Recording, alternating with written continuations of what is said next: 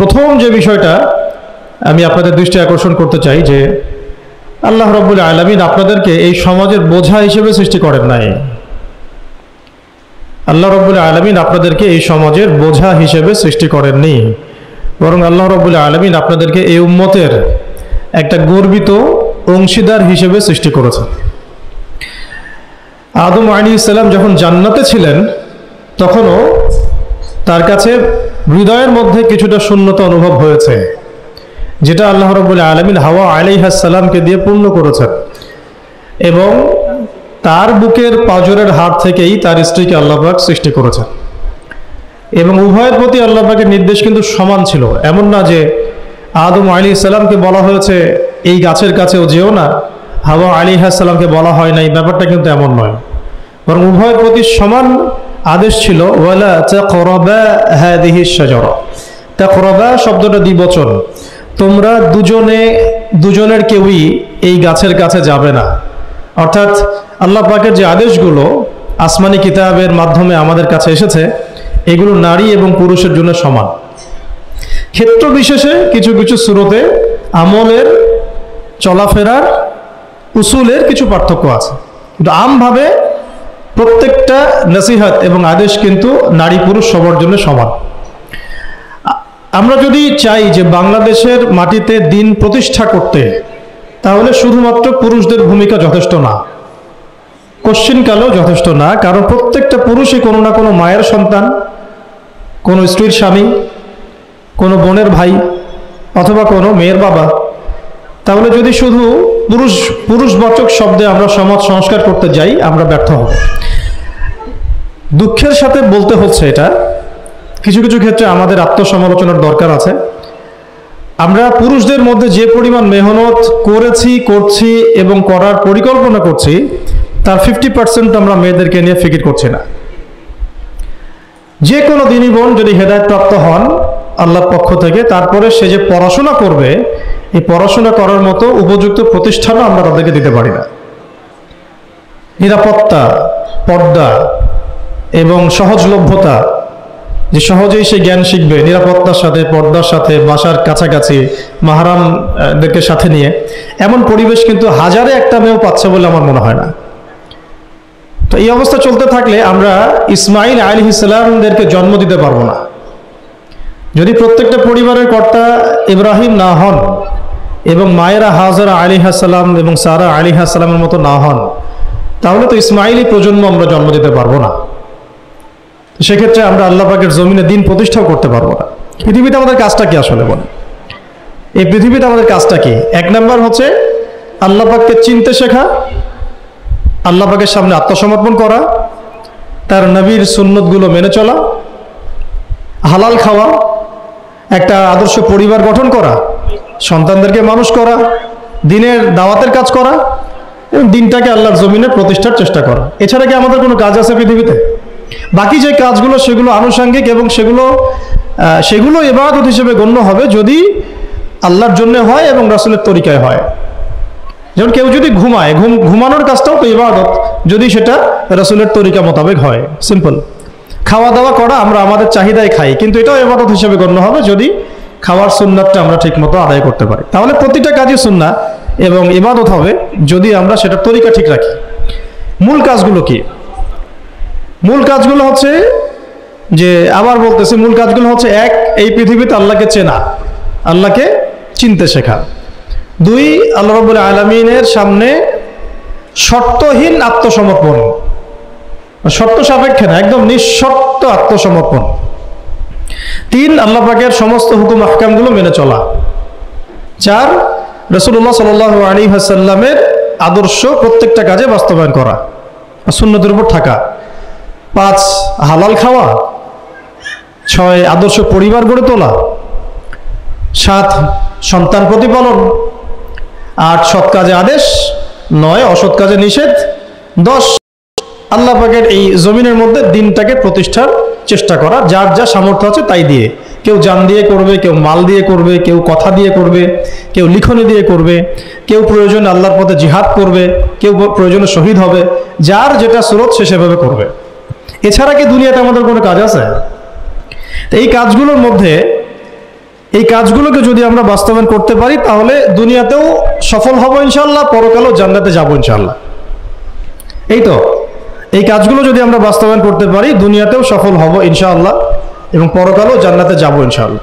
তো এক্ষেত্রে এই গন্তব্য হাসিল করার জন্যে যে কাজটা সবার আগে দরকার, এতক্ষণ যেগুলো বললাম, এই গন্তব্যটা হাসিল করার জন্য সবার আগে যে কাজটা দরকার সেটা হচ্ছে শরিয়াতের একটা ন্যূনতম জ্ঞান অর্জন করা।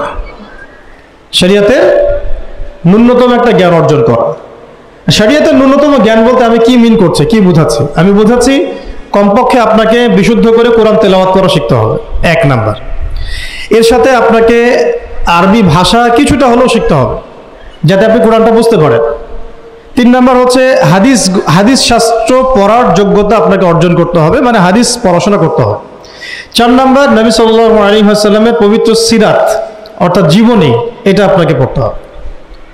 মনে থাকবে তো? লিখে নেন। 5 নাম্বার হচ্ছে, 1 নাম্বার কি বলেছিলাম? বিশুদ্ধ কোরআন তিলাওয়াত। তারপরে বলেছি আরবি ভাষা শিক্ষা করা। তারপরে বলেছি হাদিস পাঠ। তারপরে বলেছি সিরাত পাঠ।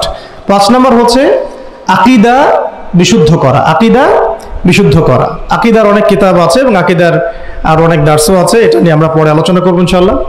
6 নাম্বার হচ্ছে আপনার ইসলামের ইতিহাস পড়াশোনা করতে হবে, ইসলামের ইতিহাসটা পড়াশোনা করতে হবে। 7 নাম্বার হচ্ছে ইসলামিক অর্থনীতি পড়াশোনা করতে হবে, ইসলামী অর্থনীতির জ্ঞান রাখতে হবে। 8 নাম্বার ইসলামিক পারিবারিক জীবন ব্যবস্থার জ্ঞান অর্জন করতে হবে, ইসলামিক পারিবারিক জীবন ব্যবস্থার জ্ঞান অর্জন করতে হবে। 9 নাম্বার সন্তান প্রতিপালন কিভাবে করতে হয়, ইসলামিক প্যারেন্টিং এর জ্ঞান অর্জন করতে হবে। 10 নাম্বার হচ্ছে যে ফিকহের জ্ঞান অর্জন করা। ফিকহ মানে হচ্ছে তুলনামূলক যে মাসলা মাসাইলগুলো না জানলে আমরা আমল করতে পারবো না, এই মাসলা মাসাইলগুলো জেনে নেওয়া, যেটাকে আমরা বলি যে ফরজে আইনের জ্ঞান, ফরজে আইনের জ্ঞান। তাহলে এখানেও 10টা পয়েন্ট বের হয়ে আসলো, তাই না? তাহলে আমার সাথে একটু রিপিট করেন। প্রথমে বলেছি ইলম অর্জনের ক্ষেত্রে আপনাকে কোরআনের আগে কোরআন দিয়ে শুরু করতে হবে, মানে কোরআন যিনি তেলাওয়াত করতে পারেন না তিনি হতভাগা। মুসলিম পরিবারে জন্মগ্রহণ করেও যিনি কোরআন তেলাওয়াত করতে পারেন না, আমি মনে করি না এই পৃথিবীতে তার চেয়ে হতভাগা কেউ আছে, আমি মনে করি না। মানে কোরআনের সাথেই সম্পর্ক নাই, মানে আল্লাহর কিতাবই সে তেলাওয়াত করতে পারে না, তো সে এই পৃথিবীর সম্পদ নয় বরং বোঝা। আল্লাহ পাক আমাদের সবাইকে আল্লাহর কিতাব শেখার তৌফিক দান করেন।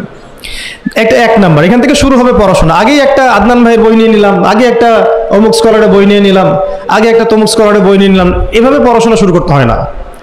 পড়াশোনা শুরুটাই হবে আপনার কোরআন থেকে, সব বন্ধ, আগে কোরআন তেলাওয়াত থেকে শুরু করতে। তারপরে আপনি আরবি ভাষায় আসবেন, হাদিস পড়বেন, সিরাত পড়বেন, ইতিহাস পড়বেন, অর্থনীতি পড়বেন, আস্তে আস্তে পড়বেন। এভাবে ফিকহের জ্ঞান, আকীদার জ্ঞান, সন্তান প্রতিপালন, ইসলামিক এই জীবন ব্যবস্থা বা পারিবারিক জীবন ব্যবস্থার জ্ঞানগুলো অর্জন করা। তো ইনশাআল্লাহ আমরা এই জ্ঞানগুলো অর্জনের চেষ্টা করবো তো ইনশাআল্লাহ। এখন কঠিন প্রশ্ন হচ্ছে, এখন আমি তো বললাম একটা তাত্ত্বিক কথা বললাম, এখন আপনিও জানেন আমিও জানি এটা আপনি এখন কিভাবে করবেন, কিভাবে করবেন, সম্ভব কিনা আপনার পক্ষে? কারণ এখানে অনেকেই, বেশিরভাগই হয়তো বা জেনারেল ব্যাকগ্রাউন্ডের মানুষ, যারা অনার্সে পড়েছেন, মাস্টার্স পড়েছেন বা এখন ফ্যামিলি লাইফে আছেন, কেউ কখনোই মাদ্রাসার দুয়ারেও যেতে পারেন নাই। তাহলে এখন যদি আপনি এগুলো শুরু করতে চান তাহলে আপনার সামনে অপশন কি? আসলে আপনি কি আবার শুরু থেকে মাদ্রাসায় ভর্তি হতে পারবেন? উত্তর হচ্ছে না। তাহলে সেকেন্ড অপশন হচ্ছে মাদ্রাসা ভিত্তিক যদি শর্ট কোর্স চালু করা হয়, সেই শর্ট কোর্সগুলো আপনাকে করতে হবে, এছাড়া তো কোনো অপশন নাই। 3 নম্বর আরও প্রশ্ন আসবে, এটা কি আপনি অফলাইনে সব জায়গায় মুভ করে করে করতে পারবেন? উত্তর হচ্ছে না।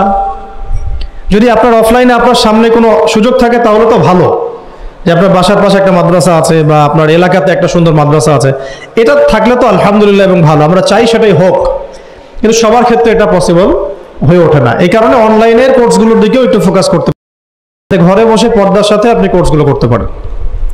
4 নম্বর পয়েন্ট হচ্ছে, এই কোর্সগুলো করলেই আবার সব শেখা যায় না, কারণ অনলাইনের কোর্সগুলো তো আপেক্ষিক, এগুলো সব সামনাসামনি বসে তো পড়ানো হয় না, এই কারণে ইফেক্টটা আসে না। এই যে সামনে বসে লেকচার দিচ্ছে, এটার যে ইম্প্যাক্ট, এটা অনলাইন লেকচার শোনার ইম্প্যাক্টটা সেম না কখনোই। এই জন্য আমরা সবসময় বলি যে ওস্তাদদের সামনে গিয়ে দার্স নেওয়া আর কি। এই সুযোগটা তো সবাই সবাই পাচ্ছেন না, এই জন্য আমরা আপনাদের প্রতি আহ্বান করব এবং আমরাও উদ্যোগ নেওয়ার চেষ্টা করব, যাতে প্রত্যেকটা বিভাগীয় শহরে, অ্যাটলিস্ট প্রত্যেকটা বিভাগীয় শহরে মেয়েদের জন্য একটা স্বনামধন্য একটা আদর্শ দ্বীনি মার্কাজ প্রতিষ্ঠা করা যায়। যেখানে অফলাইনে আমাদের দিনী বোনরা এসে সপ্তাহে 2 দিন 3 দিন দিন শিখবেন, এতে ইনশাআল্লাহ 1 বছর অনলাইনে পড়ার চাইতে বেশি ফায়দা হবে ইনশাআল্লাহ। কিন্তু এই কাজটা আমার একার পক্ষে করা সম্ভব না, ওনার একার পক্ষে করা সম্ভব না। উনি বললাম এটা নিয়ে আবার ঝগড়া করতে পারে, আমাদের উস্তাজার একার পক্ষে করা সম্ভব না, আমাদের প্রিয় উস্তাজার একার পক্ষে করা সম্ভব না, ঠিক আছে? তো এটা আবার আমাদের সবাইকেই হাত লাগাতে হবে। আমার কাছে এত অর্থ সম্পদ নাই, আমার কাছে কোনো জায়গা জমিও নাই, থাকলে আমরা আল্লাহর রাস্তায় ফি সাবিলিল্লাহ দিয়ে দিতাম। যাদের কাছে আছে তারা এগিয়ে আসেন, প্রতিষ্ঠান গড়ে তোলেন, প্রত্যেকটা এলাকায় এলাকায় একটা করে মেয়েদের মার্কাজ গড়ে তোলেন, টিচারদেরকে আমরা ট্রেন করে দিব ইনশাআল্লাহ, সিলেবাস আমরা দিয়ে দিব ইনশাআল্লাহ, মুআল্লিমা আমরা পাঠাবো ইনশাআল্লাহ। একটা এলাকার বোনদেরকে যেন বাইরে যেতে না হয়, সেই এলাকার মধ্যেই তারা 100 জন 50 জন বসে বসে দিন শিখবে। সম্ভব না এটা করা? অনেক আগেই সম্ভব ছিল এবং জরুরিও ছিল, কিন্তু আমরা অন্যদিকে বেশি ফোকাস করছি। মেয়েদেরকে সত্যি এখানে আমরা অবহেলার মধ্যে রেখেছি। এখন আমার মেয়ে হয়েছে বলে আমি খুব কনসিয়াস যে আমি এখন মেয়ে নিয়ে কি করবো, আমার মেয়েকে আমি কিভাবে বড় করব। এখন তো আমি মেয়েকে পড়তে অন্য কোথাও পাঠাবো না, কারণ সিকিউরিটি কনসার্ন। আমি আমার মেয়েকে কোথাও মেসে থাকতে দিব না, সিকিউরিটি কনসার্ন, এবং আমাদের গায়রতের খেলাফ, ব্যক্তিত্বের খেলাফ। তাহলে আমার মেয়েকে পড়াশোনা করানোর জন্য আমাকেই প্রতিষ্ঠান গড়ে তুলতে হবে, এবং এমন প্রতিষ্ঠান যেখানে আমার মেয়ে দুনিয়াবি জ্ঞানও পাবে, পরকালের জ্ঞানও পাবে। এটা তো অ্যাভেলেবল না। তো অ্যাভেলেবল হবে কখন? যখন সবাই হাত লাগাবো। দেখেন, আমি একটা হাদিস মনে করে দিই আপনাদেরকে, এটা বলতে চাচ্ছিলাম না কিন্তু বলছি। নবী সাল্লাল্লাহু আলাইহি ওয়াসাল্লাম একদিন ঈদের খুতবা দিচ্ছিলেন, এবং ওই খুতবাতে তিনি বলেছিলেন যে, হে মুসলিম নারীগণ, আমি জাহান্নামে দেখে এসেছি যে তোমাদের সংখ্যা বেশি। মুসলিম নারীগণের সংখ্যা বেশি এটাও হাদিসের সঠিক ফাহাম না, মানে পুরো এই উম্মতের মধ্যে নারীদের একটা বড় অংশ জাহান্নামে যাবে এই উম্মতের মধ্যে। তো তোমরা বেশি বেশি সাদাকা করো, তোমরা বেশি বেশি সদকা করো, একটা খেজুরের টুকরা দান করে হলেও জাহান্নাম থেকে বাঁচো। তো এটা বলার পরে বেলাল রাদিয়াল্লাহু আনহু একদিক থেকে আরেক দিক হাঁটছিলেন, সাথে একটা কাপড় ছিল। নারীরা তাদের কেউ গলার হার, কানের দুল, হাতের মানে চুড়ি, এগুলো সোনার সব খুলে খুলে দান করছিলেন। মেয়েদেরকে সদাকার মধ্য দিয়ে জাহান্নাম থেকে বাঁচতে হবে, সদকা করার মধ্য দিয়ে মেয়েদেরকে জাহান্নাম থেকে বাঁচতে হবে। আজকে যদি আপনি একটা প্রতিষ্ঠান গড়ে দিয়ে যেতে পারেন, এটা যদি আরো 50 বছর সাস্টেইন করে, এই 50 বছর এখানে যত মানুষ দিন শিখবে, সমস্ত মানুষের ইলমের নেকি আপনি পাবেন। কিন্তু আমরা কিন্তু সবাই ব্যক্তি স্বার্থ নিয়ে চিন্তা করি, আর দুনিয়ার স্বার্থটাকে বেশি প্রাধান্য দেই। আমার 500 জায়গা আমি দিয়ে দিব, আপনি দিচ্ছেন না, বরং আপনি পরকালের জান্নাতের একটা জায়গা আপনি সার্টিফাইড করছেন। কে জানে, হয়তো এই ওসিলায় আপনার জান্নাতের ফয়সালা হয়ে যেতে পারে। কেউ 10% জমির মধ্যে একটা মসজিদ করেছে, হতে পারে এই মসজিদের ওসিলায় আল্লাহ পাক তাকে জান্নাত দিতেও পারেন। কেউ একটা মাদ্রাসা প্রতিষ্ঠা করেছে, এখানে হাজার হাজার স্টুডেন্ট পড়াশোনা করছে, কে জানে হয়তো এই ওসিলায় আল্লাহ পাক তাকে পরকালে জান্নাত দিতে পারেন। তো সাদাকা, এগিয়ে আসা এবং শিক্ষা খাতে নিজেদের জানমাল, অর্থ সম্পদকে ব্যয় করা আমাদের একার পক্ষে এখন আর এগুলো সম্ভব না। হ্যাঁ, যদি আমার কাছে রাষ্ট্রীয় কোনো ক্ষমতা থাকতো বা শিক্ষা বিভাগের কোনো ক্ষমতা থাকতো, তাহলে প্রত্যেকটা মসজিদ ভিত্তিক আমরা মেয়েদের আলাদা শিক্ষার ব্যবস্থা করতাম। মসজিদ ভিত্তিক, প্রতিষ্ঠানের প্রয়োজনই নাই, মসজিদের মধ্যে একটা আলাদা কর্নার করে ফেলা যায় মেয়েদের জন্য স্বতন্ত্র, এখানে কোনো পুরুষের এন্ট্রেন্সই থাকবে না। মেয়ে শিক্ষিকা, মেয়ে ভলান্টিয়ার সবই মেয়ে, এবং ওস্তাদদেরকে দিয়ে এখানে ফরজে আইন থেকে শুরু করে তাদেরকে একদম মৌলানা পর্যন্ত পড়ানো সম্ভব। উদ্যোগ নেওয়া হয় নাই বিগত 30 বছর 40 বছরে। তো ইলম অর্জনের পথে আবার এরকম প্রতিবন্ধকতা আসবে, সেগুলোকে ফেস করার বা সেগুলো সলভ করার জন্য আমাদেরকে কিন্তু ফিকির করতে হবে। আর এই ফিকিরটা 1-2 মানুষের কাঁধে চাপিয়ে দিয়ে আপনি কিন্তু দায়মুক্ত হতে পারবেন না। যেমন আজকে সেমিনার এখানে করেছি, আপনারা চাইলে কিন্তু এই ধরনের সেমিনার আপনাদের এলাকাতেও করতে পারেন, সেখানে গেস্ট হিসেবে তাদেরকে ডাকতে পারেন। দাওয়াতের মেহনত শুরু হয়ে গেল। যদি বসে থাকেন যে প্রত্যেক 2 মাস পর পর ওস্তাদরা আয়োজন করবেন এবং আমরা যাব, তো এটা তো তখন এককেন্দ্রিক কাজ হয়ে গেল, তার রেজাল্টটা কিন্তু মানে সামান্য রেজাল্ট পাবেন আপনি। আর যদি সবাই হাত লাগান, রেজাল্টটা বেশি হবে। তা আমি আপনাদেরকে উদ্বুদ্ধ করতে চাই যে দিনের পথে আপনারা দাওয়াতের মেহনতে নেমে আসেন, এমনকি দিন প্রতিষ্ঠার সংগ্রামে আমাদের পাশে দাঁড়ান। কিন্তু এর আগে যোগ্যতা অর্জন করেন, যোগ্যতাটা ইলমি যোগ্যতা। আল্লাহ পাক আপনাদেরকে বোঝার তৌফিক দান করে নেন।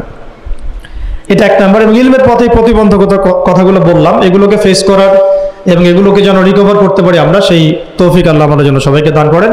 তো একটা মানে খুশির সংবাদই বলবো আপনাদেরকে দিতে চাচ্ছি যে আমরা এই মিরপুর উত্তরার এই এলাকাটার মধ্যে আমরা চেষ্টা করছি যে অফলাইনে এরকম 2-1টা দিনই মার্কাজ প্রতিষ্ঠা করার, আপাতত ভাড়াতেই, এবং ইনশাআল্লাহ অল্প সময়ের মধ্যে আমরা ঢাকা শহরে, ইনশাআল্লাহ ঢাকা শহরে হোক অথবা ঢাকা শহরের একটু সাইডেই হোক, আমরা নিজস্ব জায়গা কিনে প্রতিষ্ঠান করে দেখাবো ইনশাআল্লাহ।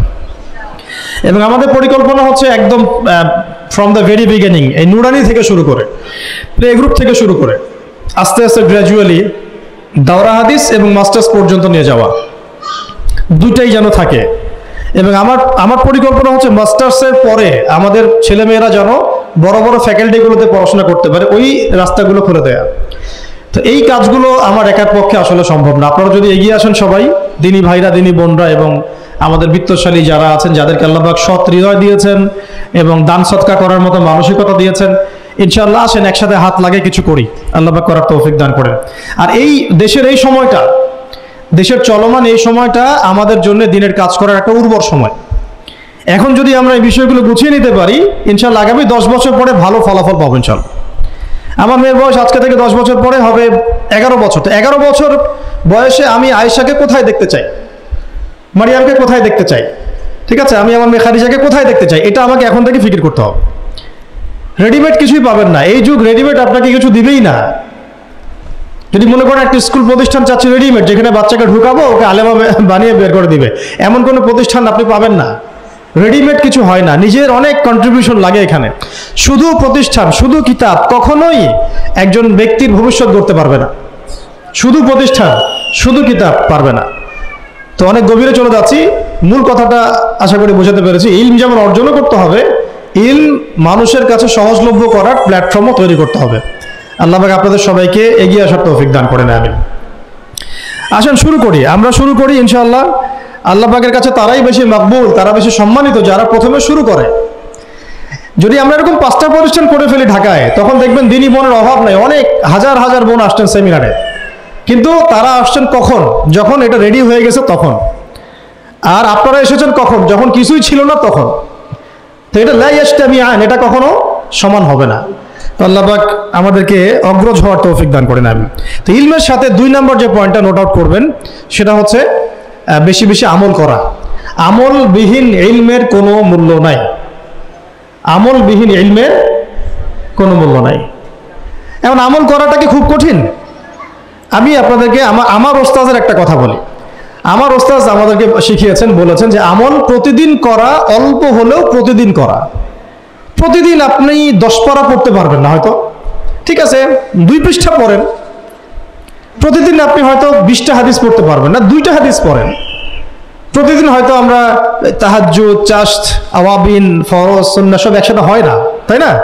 তো ঠিক আছে, আপনি 8 রাকাত করে পড়তে পারছেন না, 2 করে না হয় পড়েন, 2 রাকাত তাহাজ্জুদ পড়েন, তাহাজ্জুদের হক আদায় হয়ে গেল। সকালে 2 রাকাত নামাজ পড়ে নেন, চাশতের হক আদায় হয়ে গেল। এইভাবেই মানে কথা হচ্ছে যে আমল করা, নিয়মিত করা, যদিও সেটা অল্প হয়, এটা কিন্তু কঠিন কিছু না। আল্লাহ পাক যার জন্য সহজ করে দেন তার জন্য সহজ। ওযু করে ওয়াশরুমে গিয়েছেন, ওযু করে ফেলেন, ওযু দিয়ে 2 রাকাত নামাজ পড়ে ফেলেন। চলতে ফিরতে, আপনারা তো ঘরের কাজে বেশি ব্যস্ত থাকেন, চলতে ফিরতেই সুবহানাল্লাহ, আলহামদুলিল্লাহ, লা ইলাহা ইল্লাল্লাহ, আল্লাহু আকবার পড়তে থাকেন, আস্তাগফিরুল্লাহ ওয়া আতুবু ইলাইহি পড়তে থাকেন, দরুদ শরীফ পড়তে থাকেন। এমন না যে ঘটা করে সবসময় আমলে বসতে হবে, এটা জরুরি না। প্রতিটা কাজের সাথে আমল আছে। তো সবচেয়ে ইম্পর্টেন্ট আমলগুলো হচ্ছে নামাজ, ফরজ নামাজটুকু, এর সাথে আমি বলবো কোরআন তেলাওয়াত, তাহাজ্জুদ, এর সাথে বলবো যে আদব রক্ষা করা, আখলাক ঠিক রাখা, আদব রক্ষা করা, আখলাক ঠিক রাখা। একজন মহিলার এক্সাম্পল দিব, বেসিক্যালি এটা 2 জন মহিলার এক্সাম্পল, তো আমি একজনের কথা বলছি। একজন সাহাবী এসে নবী সাল্লাল্লাহু আলাইহি ওয়াসাল্লামকে বলেছিলেন যে আমাদের বাসার পাশে একজন মহিলা আছে, প্রচুর ইবাদত করে, কোনো নামাজ মিস নাই, কোনো নফল রোজা মিস নাই, খুবই পরেজগার, খুবই মুত্তাকি, খুবই খুবই উঁচু লেভেলের মুত্তাকি একজন মহিলা বলে মনে হয় আমাদের কাছে। কিন্তু তিনি তার প্রতিবেশীর সাথে ঝগড়া করেন, তিনি তার প্রতিবেশীর সাথে ঝগড়া করেন এবং বাজে ল্যাঙ্গুয়েজ ইউজ করেন। নবী সাল্লাল্লাহু আলাইহি ওয়াসাল্লাম বলেছেন যে তিনি জাহান্নামী, নাউযুবিল্লাহ। আরেকজন মহিলা সম্পর্কে বক্তব্য এসেছিল, আরেকজন সাহাবী বলেছেন যে আমাদের বাসার পাশে একজন মহিলা আছে, তেমন কোনো নামাজ, খুব বেশি ইবাদত করেন না, কিন্তু তার আখলাক চরিত্র খুব নরম কোমল। নবী সাল্লাল্লাহু আলাইহি ওয়াসাল্লাম বলেছেন তিনি জান্নাতি। তাহলে আমরা এই হাদিসটা থেকে বুঝতে পারছি যে আমলের মূলনীতিটা আসলে কি। আমল মানে এই না যে একেবারে সবসময় আমাকে নামাজ, রোজা, হজ জায়গাতেই ফোকাস করতে হবে। আমার আদাব ও মুআশারাতটাও অনেক বড় ব্যাপার, চলাফেরা, ওঠা বসা, আমাদের ডিলিংসগুলো। তো এখানে আমি একটু বলবো আপনাদেরকে, কারণ এই যুগটা তো অনলাইনের যুগ, মিডিয়া দ্বারা প্রভাবিত হওয়ার যুগ। বিভিন্ন সিরিয়ালস আমাদের মাথায় এখনো বসে আছে, দেখেছি জীবনে আমরা অনেক সময় কেউ না কেউ। তো এইগুলো আমার মাথায় কিন্তু ইম্প্যাক্ট ফেলে, এগুলো আমাদের মাথায় ইম্প্যাক্ট ফেলেছে, সমাজ ব্যবস্থা আমাদের মাথায় ইম্প্যাক্ট ফেলেছে, যে পরিবেশে আমরা পড়াশোনা করেছি ওই পরিবেশটা আমার উপর ইম্প্যাক্ট ফেলেছে। সব মিলে আমাদের মাথাটা এখন পুরো দূষিত, আমাদের মাথাটা কিন্তু পুরাই দূষিত, কলবটা আরো দূষিত। তো এইখানে যে বিষয়গুলো ফোকাস করা দরকার, যে পিতা মাতার সাথে একদম কোমল হয়ে যান, ছেড়ে দেন, নিজের অধিকারে না আসলেও ছেড়ে দেন, পিতা মাতার সাথে কোমল হয়ে যান। পিতা এবং মাতা আপনার জান্নাত জাহান্নামের মাধ্যম। যদি স্বামী থেকে থাকে, স্বামীর প্রতি নরম হয়ে যান, তাকে ছাড় দেওয়া শিখেন। সবচেয়ে বড় কথা, তাকে মহব্বত করা তো অবশ্যই জরুরি, মহব্বতের চাইতেও বেশি জরুরি স্বামীকে বিশ্বাস করা এবং তাকে সম্মান করা। এমন কোনো কথা এবং কাজ না করা যেটা স্বামীর গায়রত বা ব্যক্তিত্ব আঘাত করে। আমি পয়েন্টটা হয়তো বোঝাতে সক্ষম হয়েছি। ভালোবাসা অনেক গুরুত্বপূর্ণ বিষয়, ঠিক আছে, কিন্তু ভালোবাসা শুধুমাত্র একমাত্র গুরুত্বপূর্ণ বিষয় নয়। আরো গুরুত্বপূর্ণ বিষয় হচ্ছে বিশ্বাস, সম্মান এবং আনুগত্য। বিশ্বাস, সম্মান এবং আনুগত্য। এখন বলতে পারেন যে আমার স্বামী আমাকে অন্যায় কাজে আদেশ করলে কি আমি আনুগত্য করব? কখনোই না।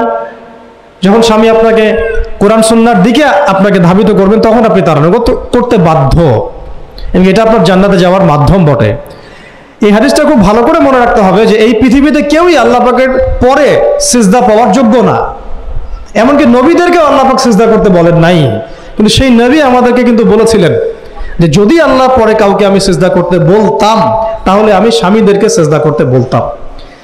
এটাকে তসলিমা নাসরিন স্টাইলে বুঝলে হবে না। ওরা এটাকে এইভাবে নিবে যে ইসলাম মেয়েদেরকে দাসত্বের শৃঙ্খলা আবদ্ধ করতে চাচ্ছে, হ্যাঁ, আত্মস্বাধীনতা দিবে না ইত্যাদি। আমরা দেখব পরকালে আমি জান্নাতে যেতে পারছি কিনা। আল্লাহ পাকের হুকুমের চাইতে আমার কাছে কোনো যুক্তি বড় নয়। আল্লাহ পাকের হুকুমের চাইতে আমার কাছে কোনো যুক্তি, বিজ্ঞান, প্রযুক্তি এগুলো বড় মানদণ্ড নয়। শুধুমাত্র স্বামীর আনুগত্য, বিশ্বাস, সম্মানের বদৌলতে দেখা যায় যে পুরোটা জীবন এই বেচারা আপনার জন্য ঢেলে দিবে ইনশাআল্লাহ। আর এই জায়গায় যদি দেখা যায় ঘাটতি থাকে, তখন কোনো কোনো ক্ষেত্রে ভালোবাসা যথেষ্ট হয়ে ওঠে না। এবং আপনারা জানেন এই শহরে ডিভোর্সের সংখ্যা দিন দিন বাড়ছে। কেন? এইগুলো মেজর কারণ আছে। হ্যাঁ, আমি বলছি না যে সব ছেলেই একেবারে পারফেক্ট, কখনোই না। ছেলেরাও যেমন সাহাবী না, মেয়েরাও সেরকম মহিলা সাহাবী না। কিন্তু সবর, আনুগত্য, নরম কোমলতার কোনো বিকল্প নাই। উভয় পক্ষের জন্যই নসিহতগুলো আর কি, স্বামীর জন্য এবং স্ত্রীর জন্য। আরেকটা বিষয় হচ্ছে যে স্বামীর পরিবার নিয়ে খোঁটা না দেওয়া, স্বামীর যে বাবা মা ভাই বোন এই ব্যাপারগুলো নিয়ে খোঁটা দেওয়া না দেওয়া বা খোঁচাখুচি না করা, এবং তার যে অবদান আপনার প্রতি এটাকে অস্বীকার না করা, কুফরি না করা। একটা হাদিসের মধ্যে নবী সাল্লাল্লাহু আলাইহি ওয়াসাল্লাম কিন্তু বলেছেন যে বেশিরভাগ নারীর জাহান্নামে যাওয়ার কারণ কি? সাহাবীরা জিজ্ঞাসা করেছিলেন, তিনি বলেছেন তারা কুফরি করে। কি কুফরি করে? তারা কি আল্লাহর সাথে কুফরি করে? নবীজি বলেছেন না, বরং তারা সারা জীবন স্বামীর যে দিয়ে যাওয়া যে স্যাক্রিফাইস বা অধিকার, এটাকে হঠাৎ করে অস্বীকার করে বসে, হঠাৎ কোনো একদিন অস্বীকার করে বসে। এটার কারণে দেখা যায় আল্লাহ পাক নারাজ হয়ে যান। আল্লাহ রাব্বুল আলামিন তো একজন ব্যভিচারী নারীকেও জান্নাত দিয়েছেন মাত্র কুকুরকে পানি পান করানোর কারণে। আবার একজন নারীকে বিড়াল বেঁধে রেখে কষ্ট দেওয়ার কারণে জাহান্নামে দিয়েছেন। তো জবান এমনই একটা কঠিন জিনিস, যেটাকে নিয়ন্ত্রণে না রাখলে আমাদের জন্য ক্ষতি হবে। আল্লাহ পাক আমাকে আপনাদের সবাইকে জবান হেফাজতে রাখার তৌফিক দান করে দেন।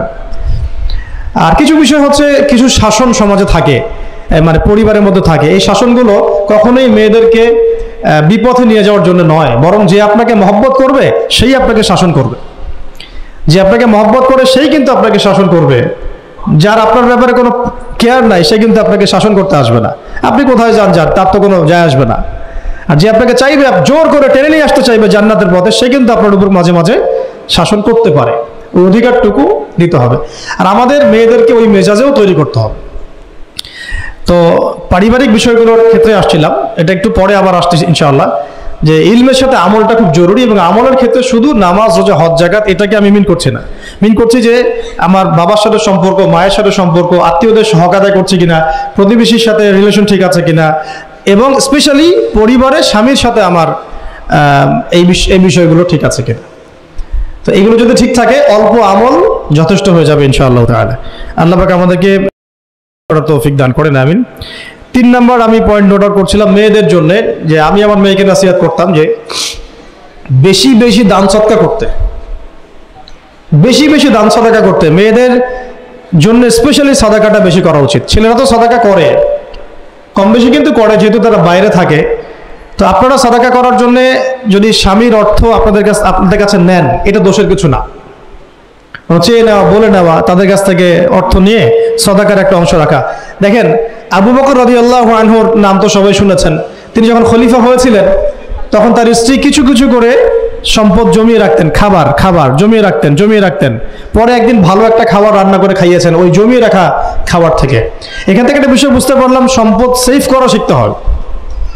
একদম আমার ইনকাম আছে বলে যে একদম পুরো 1 লাখ টাকা ঢেলে দিতে হবে মাসে, জরুরি না। 10,000 টাকা করে সেভ করার চেষ্টা করেন, হয়তো এই 10,000 টাকা একটা পরিবারের ভরণ পোষণের জন্য যথেষ্ট হয়ে যাবে। ওই সেভ করা টাকাটা যদি আমি কালকে দান করে দিই আল্লাহর রাস্তায় বা অন্য কোনো মানুষকে, তার 1 মাসের খরচ হয়ে যাবে, বিশাল একটা উপকার হবে। আমরা কিন্তু কিছু টাকা পাইলেই কসমেটিক্স, নতুন জুয়েলারি, ঠিক আছে, নতুন কি আসলো বাজারে, নতুন কসমেটিক্স আর কি, তো এইগুলোর দিকে বেশি ফোকাস করি। তো এখান থেকে টাকা একটু জমিয়ে আমরা যদি আল্লাহর পথে ব্যয় করার চিন্তা করি, পরিবারে বরকত আসবে। এই জন্য সম্পদকে মূল্যায়ন করা, রিজিক আল্লাহ পাক দিয়েছেন বলেই সব যে ঢেলে দিতে হবে, এটা ভালো না, এই কাজটা ঠিক না। আল্লাহ পাক আজকে আপনাকে হয়তো 1 কোটি টাকা দিয়েছেন, কালকে আল্লাহ না করুক 1000 টাকার জন্য মানুষের কাছে হাত পাততে বাধ্য করতে পারেন আল্লাহ পাক। এমনও কিন্তু দিন আসতে পারে, দিন সবসময় সমান থাকে না। আজকে আপনার কাছে 1 কোটি টাকা আছে, কিছু মনে হচ্ছে না, কালকে কে জানে, আল্লাহ না করুক, যে 1000 টাকা কারো কাছে চাইতে হচ্ছে, 1000 টাকার জন্য ঠেকে গেছেন, হতে পারে না। তো রিজিককে মানুষ তাজিম না করলে রিজিক দূরে চলে যায়। দুটো বিষয় খেয়াল রাখবেন, দুটো বিষয়। এক হচ্ছে মাঝে মাঝে মনের মধ্যে কিছু আমল করার ইচ্ছা আসে না, মনে হলো যে আচ্ছা একটু 10টা আয়াত পড়ি, মনে আসে না মাঝে মাঝে, এমন মনে হয় না? ওই সময় এই যে মনের মধ্যে যে এই ইরাদাটা জাগ্রত হওয়া, এটাকে আমরা বলি ওয়ারিদ। অন্য ভাষায় আপনি বলতে পারেন মেহমান। কি বলতে পারেন? এটা আল্লাহর পক্ষ থেকে আপনার কলবের মধ্যে মেহমান হিসেবে এসেছে। এখন আপনি যদি আমলটা করেন, সেই মেহমান বারবার আপনার কলবে আসবে। যদি আপনি ওই সময় আমলটা না করেন, মেহমান চলে যাবে, মেহমান অসম্মানিত হলে পরে আর আসবে না। একইভাবে রিজিক আল্লাহ পাক দিয়েছেন, এর তাজিম যদি করতে পারেন রিজিক বেশি আসবে। রিজিকের তাজিম সম্মান করতে না পারলে রিজিক আসবে না, বেশি কমে যাবে। উসমান রাদিয়াল্লাহু আনহু সবচেয়ে ধনী ছিলেন না? কেন জানেন? কেন? এটা কি জানেন কেন ধনী ছিলেন? একে তো তিনি প্রচুর দান সদকা করতেন, এটা তো আপনারা জানেনই। আরেকটা জিনিস অনেকে জানে না, তিনি উটের পিঠে বসেছিলেন, কিছু একটা খাচ্ছিলেন, এই 2-1টা দানা পড়ে গেছে নিচে, উটের পিঠ থেকে নেমেছেন, নেমে সেই দানা উঠিয়েছেন, পরিষ্কার করেছেন, ধুয়েছেন, আবার খেয়েছেন। তার এই 2-4টা দানার কোনো কিন্তু মানে পরোয়া না করলেও চলে, তার প্রচুর অর্থ সম্পদ আছে। এত অর্থ সম্পদ যে তাবুক যুদ্ধের দিন 30,000 সেনাবাহিনীর দায়িত্ব নিয়েছেন। 30,000 সেনাবাহিনীর দায়িত্ব নিয়েছেন। সেনাবাহিনী যাবে, থাকবে, খাবে, তাবু টাঙাবে, সব দায়িত্ব তার। 30,000 সেনাবাহিনীর দায়িত্ব নেওয়া কি চারটাখানি কথা? তো এই সাহাবী এই কয়েকটা খাবারের দানা উঠিয়ে খেলেন। নবী সাল্লাল্লাহু আলাইহি ওয়াসাল্লাম বলেছিলেন যে তোমাকে আল্লাহ পাক রিজিক বাড়িয়ে দিবেন না কেন? তুমি রিজিকের যে তাজিম, যে সম্মান তুমি করো, এর বদৌলতে আল্লাহ পাক তোমাকে বেহিসাব রিজিক দিবেন। দুইটা বিষয় খেয়াল রাখবো। আমলের মেহমান হৃদয়ের মধ্যে আসলে তাকে ফিরায় না দেওয়া, তাহলে সেই মেহমান কিন্তু আর আসবে না। মেহমানকে মূল্যায়ন করলে মেহমান বারবার আসবে ইনশাআল্লাহ। আর রিজিকের তাজিম না করলে রিজিক কিন্তু আপনার ঘরে বেশি বেশি আসবে না। এমনি তো হারামের যুগ, এমনি সুদের যুগ, এমনি ঘুষের যুগ। অলমোস্ট এভরি ফ্যামিলি সুদখোর এখন, অলমোস্ট এভরি ফ্যামিলি। মেয়েরা স্পেশালি যারা শাশুড়ি টাইপের, আপনারা মাইন্ড করেন না, তাদের সাইকোলজি যে এতই নিচে নেমে গেছে এখন, যে আমার মেয়ে জাহান্নামে যায় যাক, হ্যাঁ আমার মেয়ে জাহান্নামে যায় যাক, সমস্যা নাই, দুনিয়াতে সে যেন ভালো থাকে। এটা কেন বললাম? একটা সুদখোরের ঘরে তুলে দিতে সে দ্বিধাবোধ করতেছে না, একটা দুর্নীতিবাজের ঘরে তুলে দিতে দ্বিধাবোধ করতেছে না, একটা ঘুষখোরের ঘরে তুলতে দ্বিধাবোধ করতেছে না, হ্যাঁ একটা মানে কি বলবো মাদকসেবী, ড্রাগ এডিক্টেড বা এই যে আর কি বলবো ফাসেক জালেম, এই ধরনের ঘরে উঠাই দিতেও সে দ্বিধাবোধ করছে না। পাঁচতলা বাড়ি চাই আমার, আর কি আমার মেয়ে পাঁচতলা বাড়ি থেকে সুখে থাকবে। এই যে সুখের ডেফিনেশন এখানে দিয়েছেন আপনারা, এই জন্য কত হাজার হাজার মেয়ের জীবন নষ্ট করে দিয়েছেন আপনারা। আমার কথা মাইন্ড করে না, হাজার হাজার মেয়ের জীবন মায়েরা নষ্ট করে দিয়েছে, শুধুমাত্র মেয়েদের দুনিয়াবী সুখ এর সংজ্ঞাটা বুঝতে ভুল করার কারণে। এর নাম যদি সুখী হইতো তাহলে অমুসলিমরা সুখী না কেন, পশ্চিমারা সুখী না কেন, ওরা আত্মহত্যা করে কেন? এইভাবে মেয়েদের জীবন নষ্ট করেছেন। অথচ অল্প যদি হালাল রিজিকও হতো আল্লাহ পাক তাকে বরকত দিতেন, সুখে থাকতো। তা আল্লাহ পাক আপনাদেরকে রিজিকের মূল্য বোঝার, তাজিম করার তৌফিক দান করেন, আমিন। তো অনেক ভিতরে ভিতরে চলে যাচ্ছে আমি, সময় আমাদের হাতে আরো শর্ট হয়ে আসতেছে। তো এখানে একটা কথা বলে দিব যে রিজিকের প্রসঙ্গ যেহেতু আসছে, যে হালাল হালাল খেতে হবে আমাদেরকে, হারামের দ্বারস্থ হওয়া যাবে না। আপনার স্বামী যদি হারাম খায় আপনি স্বামীকে বুঝান, তাকে ওই চাকরি ছেড়ে দিতে আপনি উৎসাহিত করেন। আমি আপনাদেরকে একটা অনেস্টির সাথে একটা কথা বলি, যত এই যে প্রশাসনে যত ঘুষখোর আছে, ঠিক আছে, যত দুর্নীতিবাজ আছে, যত মাদকসেবী আছে, মাদকের ব্যবসায়ী আছে, যত সুদখোর আছে, এরা সবাই কেন এই খারাপ কাজগুলো করে জানেন? তার স্ত্রীকে ভালো রাখার জন্যে, তার মাকে ভালো রাখার জন্যে, তার সন্তানদেরকে ভালো রাখার জন্য। তাহলে স্ত্রী হিসেবে, সন্তান হিসেবে, মেয়ে হিসেবে আপনি বলবেন যে আমাদের এইসব ভালোর দরকার নাই আব্বু, হে আমার প্রিয় স্বামী আমার এসব ভালোর দরকার নাই, হে আমার ছেলে আমার এসব ভালোর দরকার নাই, তুই হালাল পথে থাক, ওইখানে তুই আমাকে ডাল ভাত খাওয়া, আমি খুশি আছি।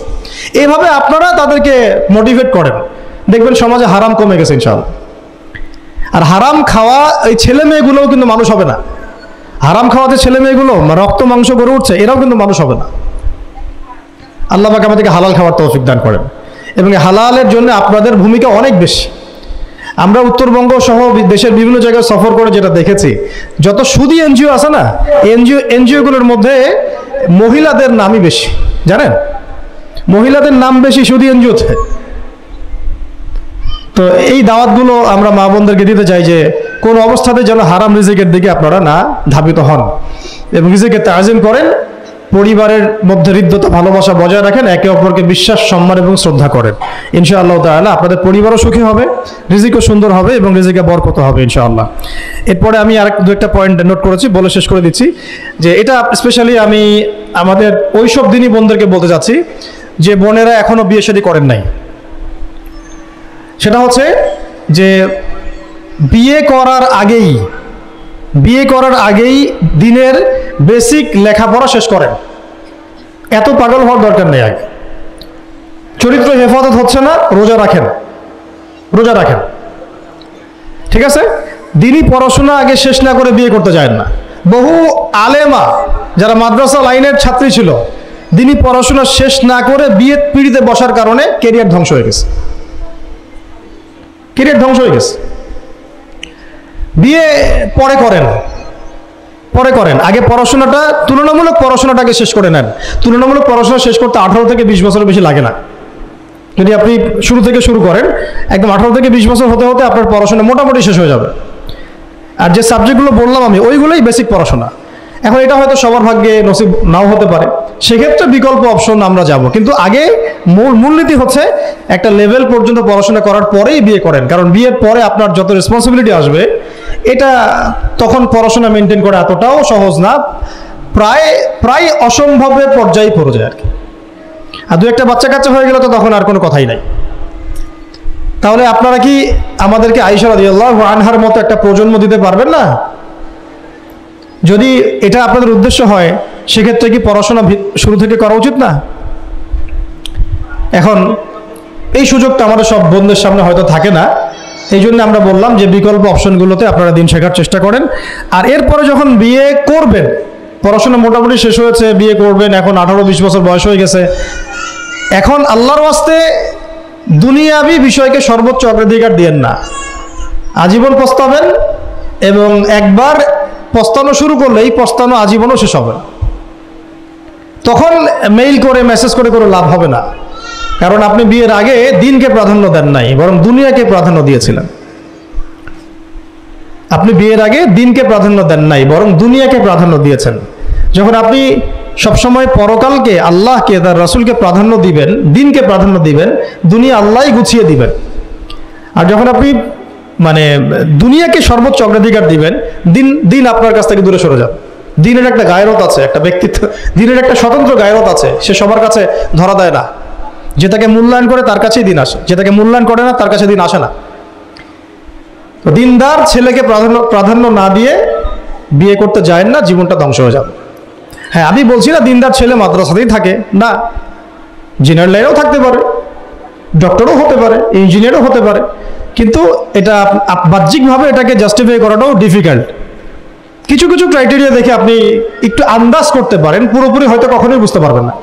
সেটা হচ্ছে দিনের প্রতি তার ফিকির কেমন, দিন নিয়ে তার কাজ কেমন, তার লাইফস্টাইল কেমন, তার পরিবার কেমন, কোন পরিবেশে সে বড় হয়ে উঠেছে, তার একাডেমিক্যাল সার্টিফিকেট কেমন, তারপরে তার দাওয়াতের মেহনতে অ্যাক্টিভিটিস আছে কিনা, বা ব্যবসা হালাল কিনা, বা চাকরির হালাল কিনা, নামাজ ঠিক আছে কিনা, তার মধ্যে সুন্নাহ আছে কিনা, এগুলো কিছু কিছু বাহ্যিক সাইন যেগুলো দেখে আমরা একটা আইডিয়া নিতে পারি। তারপরে বলবো যে এখানে 100% আপনি এনশিওর হতে পারবেন না, ওইটা আল্লাহ পাকের হাতে। তো ওইটাও যদি এনশিওর করতে চান তাহলে কি করতে হবে? তাহলে নিজেকে দিনদার হতে হবে। আমি নিজে যদি ভালো দিনদার হই তাহলে ইনশাআল্লাহ আল্লাহ পাক আমাকে দিনদার স্ত্রী দিবেন। নিজে দিনদার না, তাহলে কি রেডিমেড দিনদার ছেলে আসবে? কখনোই আসবে না। দোয়া করতে হবে, রব্বানা হাব লানা মিন আজওয়াজিনা ওয়া যুররিয়াতিনা কুররাতা আয়ুন ওয়াজআলনা লিল মুত্তাকিনা ইমামা। দোয়া করতে হবে যে রব্বি হাবলি মিনাস সালিহিন, রব্বি হাবলি মিন লাদুনকা যুররিয়াতান তাইয়্যিবা ইন্নাকা সামিউদ দুআ। এই বিষয়গুলো থেকে খেয়াল রাখবেন। আর শরীয়তের মেজাজ মাথায় রাখা, শরীয়তের মেজাজের কথাটা আজকে এই জন্য বলছি যে আমরা আমাদের দেশে যে প্রবলেমটা দেখি, ইসলামের পূর্ণাঙ্গ বিষয়গুলো মানুষ মাথায় রাখতে চায় না। ইসলামে যেমন নামাজ, রোজা, হজ, যাকাত আছে, ইসলামে কিন্তু দাওয়াত, তাবলীগ, জিহাদও আছে, তাই না? ইসলামে কিন্তু শরিয়া আইনও আছে, হুদুদ, কিসাস আছে, ইত্যাদি আছে। আমাদের সমাজে দেখেন নামাজ শব্দ পরিচিত, কিন্তু কিসাস শব্দ পরিচিত না। কিসাস মানে কয়জন জানেন যে কিসাস শব্দ অর্থ কি? অনেকেই জানে না। কিন্তু কিসাস একটা কোরআনের একটা ফান্ডামেন্টাল বিধান, যে কেউ যদি আপনার চুরি করে হাত কেটে ফেলতে হয়, কেউ যদি ব্যভিচার করে বেত্রাঘাত করতে হয়, বিবাহিত হলে রজম করতে হয়, কেউ যদি মুরতাদ হয় তারও মৃত্যুদণ্ড শাস্তি আছে, কেউ শাতেমে রাসূলকে গালি দিয়েছে তারও মৃত্যুদণ্ড আছে। এরকম অনেক বিধান আছে, হুদুদ এবং কিসাস আছে। হত্যার বদলে হত্যা, চোখের বদলে চোখ, জানের বদলে জান। আমাদের সমাজে এগুলো পরিচিত না। নামাজ পরিচিত, কিন্তু তাসবিহ তাহলিল পরিচিত, ঠিক আছে? এরকমই সমাজেও বহু বিবাহ এটা অপরিচিত। হ্যাঁ, আপনি একটা বিয়ে করে বাইরে 4টা 5টা 6টা মেয়ের সাথে খারাপ সম্পর্ক করলে সমাজ এটাকে প্রমোট করে, এটাকে কাছে আসার গল্প নাম দেয় আর কি। কিন্তু একটা মেয়ের পুরো জীবনের রেসপন্সিবিলিটি আপনি নেবেন হালালভাবে, তখন সমাজ আপনাকে বাঁকা চোখে দেখবে এবং বিতর্কিত করবে। তো আমরা এখনো ওই ইসলামের ওই মেজাজে যাইতে পারি নাই। আমার মেয়েকে বড় করার সময় এটা তার মাথায় ছোট থেকে দেওয়া উচিত যে হ্যাঁ, ইসলামে কিন্তু বহু বিবাহের ব্যাপারও আছে, ওকে ওইভাবেই ওই মেজাজেই বড় করা উচিত। এখানে আরেকটা প্রশ্ন আসতে পারে যে এটা তো ঐচ্ছিক। অবশ্যই ঐচ্ছিক, কেউ চাইলে করতে পারে, কেউ চাইলে নাও করতে পারে, সবার উপর এটা ফরজ না, কখনোই না। এবং এটাকে আমরা বড় স্কেলে এটাই সুন্নত এটাও বলতে পারবো না। ওইটা একটা নির্দিষ্ট প্রেক্ষাপটে অ্যাপ্লাই করার বিষয় ছিল। যেমন উহুদের যুদ্ধ হয়ে গেছে, অনেক মেয়ে এতিম হয়ে গেছে, এখন এই মেয়েগুলোর দায়িত্ব কে দিবে? বহু বিবাহের ব্যাপারটাতে আসলো তখন সূরা নিসার আয়াত যে তোমরা এখন পছন্দ হলে মাসনা সুলাসা রুবা করতে পারো। এটা কাউকে ফরজ করা হয় নাই, কারোর উপরে ফরজ করা হয় নাই। যার সামর্থ্য আছে তোমরা করতে পারো, খালাস। ওই মেয়েগুলোর দায়িত্ব নিয়ে নেওয়া হলো রাষ্ট্রীয়ভাবে, এবং তারা সম্ভ্রম পেল, সম্মান পেল, গার্ডিয়ানশিপ পেল, তাদের সমস্ত অধিকার ফিরে পেল। এটা ইসলামের একটা বিধান আছে। একেবারে এটাকে বাদ দিয়ে এটাকে অস্বীকার করা, কুফরি করলে কিন্তু কোরআনের সাথে আপনার কুফরি হয়ে যাবে। আপনার নিজস্ব রুচিবোধ থাকতে পারে যে আমি এটাকে পছন্দ করি না, সেটা আপনার ডিসিশন, এটা কোনো সমস্যার কিছু নাই। এমনকি ইসলাম আপনাদেরকে বলেছে যে মেয়ের অনুমতি ছাড়া তাকে বিয়েও দেওয়া যাবে না। সবার নিজস্ব জায়গা থাকতে পারে, কিন্তু ইসলামের প্রত্যেকটা বিধানকে মাথায় রাখা যেটা ইসলামের একটা অংশ। না হলে আমরা অনেক সামাজিক সমস্যার সমাধান দিতে পারবো না। বাংলাদেশে এখন 6 লক্ষ মেয়ে আছে যারা এতিম, অবিবাহিতা, বিধবা। আরও বেশি। আমরা রাষ্ট্রীয়ভাবে তাদের কোনো ব্যবস্থা করতে পারবো না, সম্ভব না। তো এইখানে মেয়েদেরকে, যেহেতু মেয়েদের মধ্যে আমি কথাগুলো বলছি, এই জন্য আমি এই কথাটা টাচ করলাম যে ইসলামের পূর্ণাঙ্গ বিষয়গুলো আমাদের মাথার মধ্যে রাখা, যে আমাদের যেন এমন কোনো বিষয়কে অস্বীকার করে না বসে যেটা আবার আমাকে ইমান থেকে বের করে দিবে। আমার নিজের আমল না হতে পারে, আমি নিজে সেটা পছন্দ না করতে পারি, বা আমার মতামত থাকতে পারে, সেটা আলাদা ইস্যুস, কিন্তু ইসলামের বিধানগুলোকে আমরা কোনোভাবে যেন ডিনাই করতে না যাই, এটা আমাদের মাথায় রাখতে হবে। আর এটা সমাজের কল্যাণের জন্যই আল্লাহ রাব্বুল আলামিনের পক্ষ থেকে একটা এখতিয়ার দেওয়া হয়েছে। আর দুটা বিষয় বলে শেষ করে দিচ্ছি, সেটা হচ্ছে ওই যে ইলমের কথা বলেছিলাম শুরুতে, এর সাথে আমি আমার ব্যক্তিগত জীবন থেকে বলছি, আর তিনটা জিনিস ইলমের সাথে খুব বেশি কানেক্টেড, এটা মাথায় রাখবেন। একটা হচ্ছে আদব। একটা কি? আদব। আদব রক্ষা করতে না পারলে ইলম অর্জন করতে পারবেন না। তাই আদব রক্ষা করার জন্য আমাদেরকে ওই জেনারেল লাইনে পড়াশোনার মেজাজটা ত্যাগ করে আসতে হবে। আমরা ওইখানে যে মেজাজে পড়াশোনা করি, ওই মেজাজটা আমাদেরকে একটু কর্পোরেট হতে শেখায়। মানে আমি বেতন দিয়েছি 500 টাকা, আমি 500 টাকার ক্লাস পাইলাম না কেন, তাই না? মেজাজটা এরকম আর কি। অথচ এখানে ওস্তাদের দোয়া নেওয়ার জন্য আমাদেরকে সিরিয়ালে দাঁড়িয়ে থাকতে হবে। এটা হচ্ছে এই প্ল্যাটফর্ম, এটা হচ্ছে ওই অন্য জায়গা। এখানে একজন নবী হয়েও মুসা আলাইহিস সালাম যুগের পর যুগ হাঁটছেন এমন একজন ব্যক্তির সাক্ষাতের জন্য যিনি তার চেয়ে বেশি জ্ঞানী। তার নাম খিদর আলাইহিস সালাম, যিনি তাকে সাথে নিতে চাচ্ছেন না। তিনি বলছেন যে ইন্নাকা লান তাস্তাতিআ মাইয়া সাবরা, তুমি তো আমার সাথে ধৈর্য ধরতে পারবে না।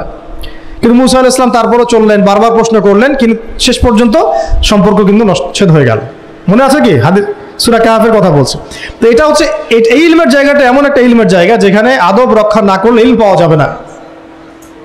আরেকটা বিষয় হচ্ছে তাসকিয়া, ইলম অর্জন করে ওস্তাদের কাছ থেকে দোয়া নেওয়া এবং আত্মশুদ্ধি অর্জন করা। মনের মধ্যে কোনো হিংসা না রাখা।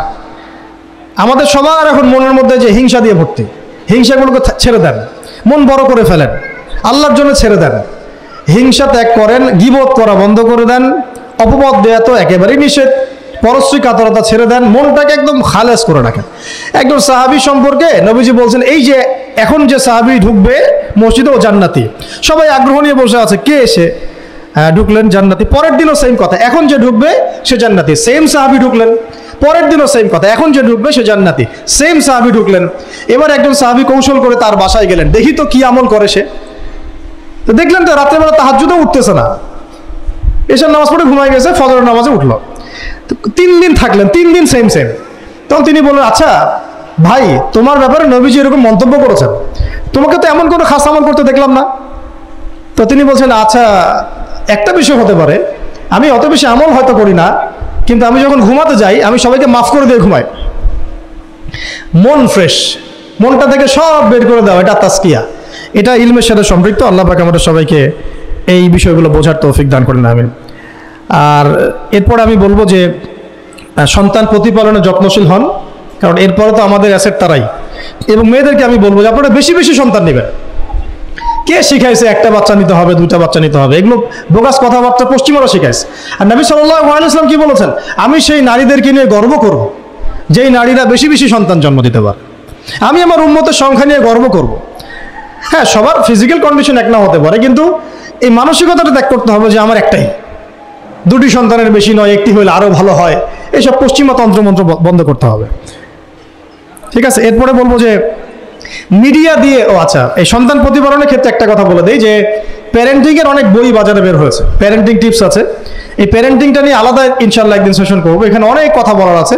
সন্তান প্রতিপালন একটা শিল্প, সন্তান প্রতিপালনটা একটা শিল্প, খুব ধৈর্যের কাজ, সবরের কাজ, লেগে থাকার কাজ। সন্তানকে সময় দেওয়া, ওর খাবারের দিকে খেয়াল রাখা, ওর মানসিকতার দিকে খেয়াল রাখা, ওর ফিজিক্যাল অ্যাক্টিভিটিস দিকে খেয়াল রাখা, ওর মানে আত্মা দূষিত হয়ে যাচ্ছে কিনা এটা খেয়াল রাখা, ওর ভালো একাডেমিক পরিবেশ নিশ্চিত করা, ভালো ওস্তাদ দেওয়া, ওর সাথে মেশা, ওকে আদর করা, অনেক কিছু আছে।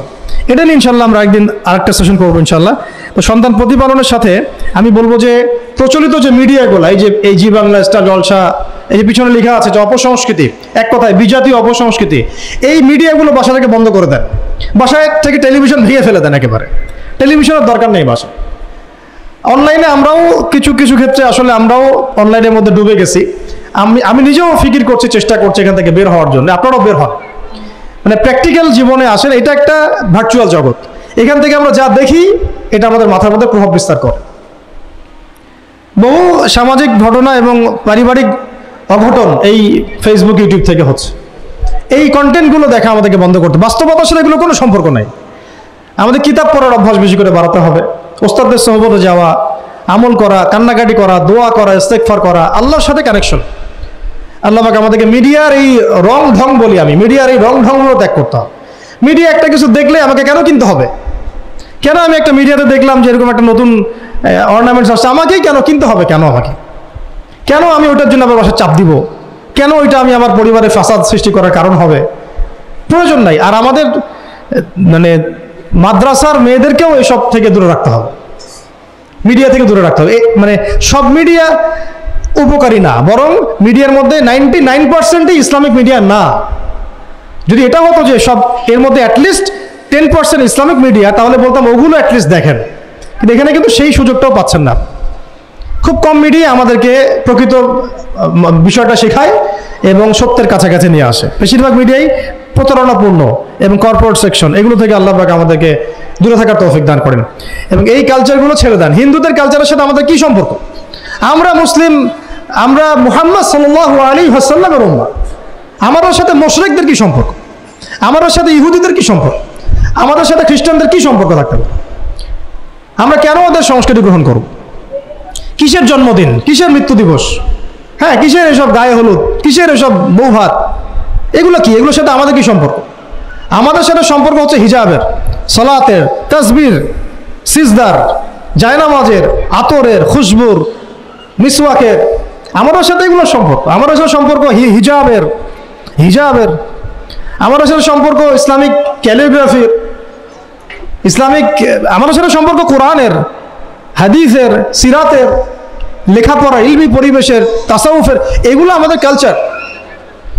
তো কালচার খুব ইম্পর্টেন্ট। কালচার থেকে দূরে সরে গেলে আমাদের আকীদা নষ্ট হয়ে যায়। আল্লাহ পাক আমাদেরকে আমাদের কালচার ধরে রাখার তৌফিক দান করেন। আর দুটো কথা হচ্ছে, হিজাবে কঠিন হন, হিজাব একটু কঠোর হয়ে যান। এটা নিয়ে হয়তো আলোচনা শুনেছেন আপনারা, আমি জানি না পয়েন্টটা এসেছিল কিনা। তো হিজাবে আরো অনেক কঠিন হতে হবে আমাদেরকে, আস্তে আস্তে আরো। একবারে তো হয়তো আপনারা সবকিছু শক্ত করে ধরতে পারবেন না, অ্যাটলিস্ট আপনার ধারাবাহিকতা বজায় রাখ। হিজাবে অনেক কঠিন হওয়ার চেষ্টা করি। আমাদের অনেক দিদি বোনকে আমরা একটু ক্যাজুয়াল দেখি হিজাবের ব্যাপারে, এটা থেকে আপনার বের হওয়ার তৌফিক দান করেন, আমিন। আর একটা মেয়েদেরকে একটা নসিহত করবো, স্পেশালি যে অল্পে তুষ্ট থাকেন, অল্পে তুষ্ট থাকেন, ইনশাল্লাহ জীবনে সুখী হয়ে যাবেন ইনশাআল্লাহ। আর শেষ কথা হচ্ছে, আলেমা হওয়ার চেষ্টা করেন, আলেমা হওয়ার চেষ্টা করেন, দায়ী হওয়ার চেষ্টা করেন এবং মেয়েদের মধ্যে ব্যাপক দাওয়াতি কাজ করার চেষ্টা করেন। এইটা জীবনের লক্ষ্য উদ্দেশ্য বানায় নেন ইনশাল্লাহ। আপনার জীবনের লক্ষ্য যদি এমনই হয়, দেখবেন এমনই জীবন সঙ্গিনী আপনি পেয়েছেন যার জীবনের লক্ষ্য সেম, তখন দুজনে মিলে আপনি কাজ করতে পারবেন ইনশাল্লাহ। আমাদের এখন প্রচুর আলেমা দরকার, আমাদের প্রচুর দায়ী বোন দরকার, আমাদের মুআল্লিমা শিক্ষিকা বোন দরকার, ঠিক আছে? আমাদের প্রত্যেকটা ডিপার্টমেন্টে এরকম যোগ্যতা সম্পন্ন দিনী বোনদেরকে দরকার। তো এইটা তো আর একা আমাদের পক্ষে গড়ে তোলা সম্ভব না।